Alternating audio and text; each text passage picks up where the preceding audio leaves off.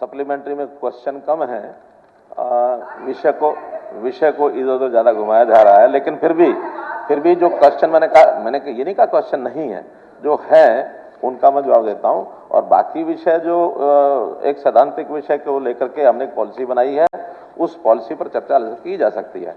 उस पॉलिसी के बारे में भी अगर ये कहना हो तो मैं कह सकता हूं कि देखिए, गवर्नमेंट की सर्विसेज यानी सिलेक्शंस, ये सिलेक्शन बहुत लंबा समय लेती रही है, आज से नहीं पिछले कई वर्षों से। पोस्टें सैंक्शन होती हैं भर्ती के लिए, फिर रिक्वेशन या तो लेट जाती है, रिक्वेशन जाती है तो वहां का प्रोसेस इतना लंबा है, फिर नंबर ऑफ पोस्ट इतनी ज्यादा है, यानी अगर ग्रुप सी की मैं कहूं तो हजारों पोस्ट, नंबर ऑफ पोस्ट तो अलग है, यानी कैटेगरी ऑफ पोस्ट इतनी लंबी है। तो प्रावधान अगर ये रखा जाए कि हर कैटेगरी के लिए अलग से एग्जाम होगा, चाहे 10 पोस्ट है तब भी लाखों लोगों ने अप्लाई करना है, और चाहे 500 है तब भी करेंगे, 5000 है तब भी लाखों करेंगे। उसी में से एक रास्ता ये निकाला कि हम थोड़ा इसको स्पीड अप करें, तो नई पॉलिसी हमने बनाई है। उस नई पॉलिसी के 2 पहलू हैं। पहला पहलू यह है कि ग्रुप डी जैसे हमने किया है कि पूरी ग्रुप डी की अलग अलग पोस्टें, उनका एक कैडर बना दिया जाए, और एक कैडर बनाने के बाद फिर ग्रुप डी में मान लो एक डिपार्टमेंट में जाता है, दूसरे में जाता है, मानो पीएन है तो पीएन यहां भी वही काम करेगा, वहां भी वही करेगा। और हम उसको सुविधा ये भी दे रहे हैं कि अगर एक समय के बाद वो अपने डिपार्टमेंट को बदलना भी चाहे, क्योंकि एक ही कैडर जब बन गया है तो उसने काम यहां भी करना वहां भी करना, अपने चॉइस से भी जा सकता है। सीनियोरिटी के हिसाब से जैसे हम ट्रांसफर करते हैं वैसे सीनियोरिटी के हिसाब से उसके डिपार्टमेंट भी बदले जा सकते हैं। लेकिन अभी ग्रुप सी में ये हम काम कर नहीं पाए हैं, और मैं आप अपनी मंशा बताना चाहता हूं कि हम ग्रुप सी में भी इसको, क्योंकि बहुत विभाग हैं, सब विभागों के अपने रूल्स एंड वो बने हुए हैं, सर्विस रूल्स, तो सर्विस रूल्स में छोटे छोटे अंतर को डाल करके, और एक भर्ती संभव होती नहीं थी, इसी में से ये चीजें आगे ग्रुप सी में एक जो हमने कार्यक्रम शुरू किया उसके अंदर कुछ सुविधा कर ली है, लेकिन कुछ और आगे चलकर करेंगे ताकि इस समस्या का हल निकाला जा सके। जैसे अभी ग्रुप सी में हमने सारे जितने भी प्रकार की रिक्वेशन थी लगभग 35,000 के आसपास, उन सब का एक ही जो एडवर्टाइजमेंट की उसके अंदर जो कुल एप्लीकेशन आई है 11 लाख के लगभग, मैं एग्जैक्ट नंबर बताता हूं उसका, 11,22,000 लोगों ने अप्लाई किया है, और उसके बाद 3,59,000 ने सीईटी फेज 1 क्वालिफाई किया है। अब 3,59,000 के बदले में भी 501 यानी टाइप्स ऑफ पोस्ट ये है। अब 501 एग्जाम लेने से आगे, क्योंकि उसमें सबके रूल्स, सर्विस रूल्स अलग अलग होने के कारण से उनको अलग अलग एग्जाम लेने की प्रक्रिया चालू कर सकते हैं, लेकिन अगेन उन 3,59,000 को अगर वो करेंगे तो वो सालों साल लगते हैं।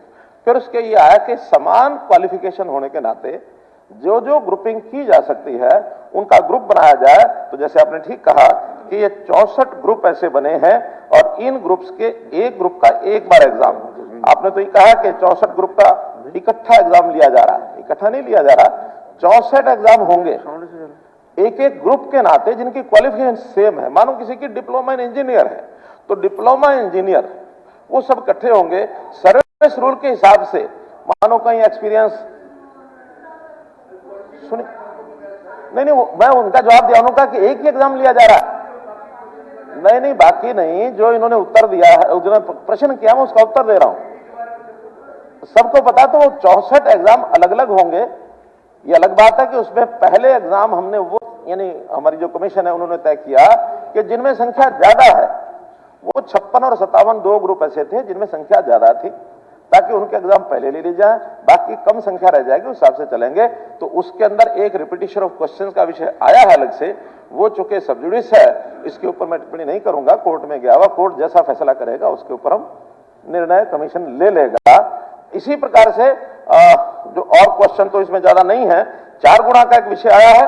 4 गुणा इसलिए कि देखिए उसके बाद भी पोस्टें कहीं कम है कहीं ज्यादा है, तो इसलिए हर एक पोस्ट के लिए अलग से सारी संख्या को बुलाना उसकी बजाय, कहीं मान लो 25 लोग सिलेक्ट हो रहे हैं तो जो एक क्वालिफाई करके सीटी 1 आया है, इसका मतलब उनकी भी एक मेरिट बनी है, और जब मेरिट बनी है तो 25 की जगह 100 लोगों का टेस्ट लेकर के उस 100 में भी अगर व्यक्ति नहीं आता है तो कमीशन का मानना है कि उसके बाद वाले आने की संभावना नहीं है। 100 में से 25 लोग सिलेक्ट हो जाएंगे, 75 में से बाकी जगह किसी ने अप्लाई किया हुआ है तो वो 4 गुना में आएगा तो वो सिलेक्ट होगा, इसलिए 4 गुना का रखा है। ठीक है, इसका विरोध हुआ है, हम इसका इसके बाद सरकार विचार करेगी कि हमने इसको कैसे लेना है। दूसरा है एज का। एज 3 जगह पर रिलैक्सेशन देने की बात हमने कही है। एक रिलैक्सेशन है जो लोग किसी पहले की एडवर्टाइजमेंट में जिन्होंने अप्लाई किया था लेकिन वो एडवर्टाइजमेंट सीटी के कारण से विड्रॉ की गई, अब उसके कारण से वो ओवरेज हो गए हैं तो उनको रिलैक्सेशन दी है ताकि उनको उसी दिन की एज मानी जाएगी जिस उन्होंने पहले ही एडवर्टाइजमेंट में अप्लाई किया था। इसी प्रकार बताया है आपको मैं जवाब दे रहा हूं। Those number 1, those who had applied for certain advertisements issued by the Haryana Staff Selection Commission which were subsequently withdrawn for administrative reasons, why this इनको हमने एज रिलैक्सेशन दिया। नंबर 1 पर दिया है।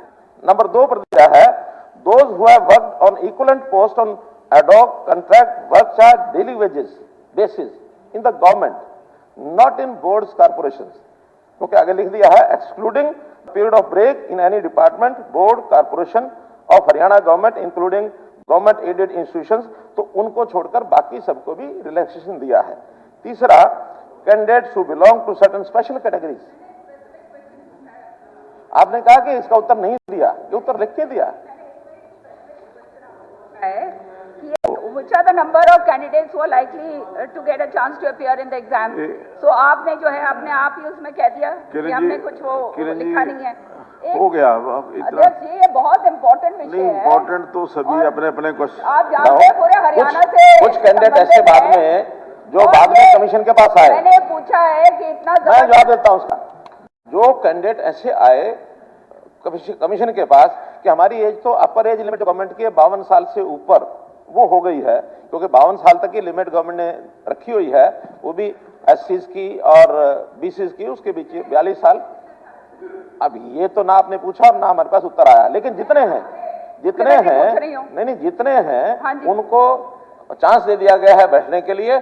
अगर उसमें से सिलेक्ट होते हैं तो उन्होंने सरकार के ऊपर छोड़ा है, सरकार उसकी पॉलिसी बनाएगी अगर उनसे कोई सिलेक्ट, क्योंकि इस एज के लोग सिलेक्शन में कोई चांस ज्यादा नहीं होते, फिर भी अगर कुछ होंगे तो सरकार उस पर निर्णय लेगी ना।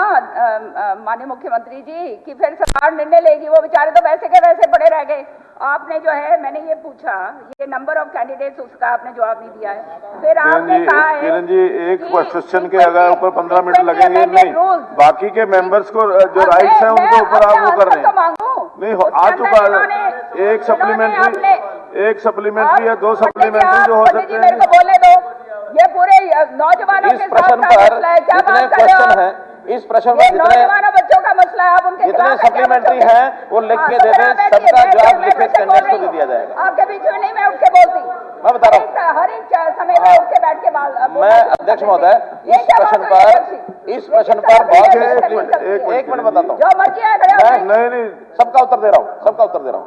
इस प्रश्न पर जितने सप्लीमेंट्री, क्योंकि बहुत ज्यादा आ सकते हैं मुझे मालूम है, जितने सप्लीमेंट्री जो सदस्य देना चाहे आज शाम तक दे दें, उनको सारे जवाब लिखित में दे दिया जाएगा। ऑन द सदन पटल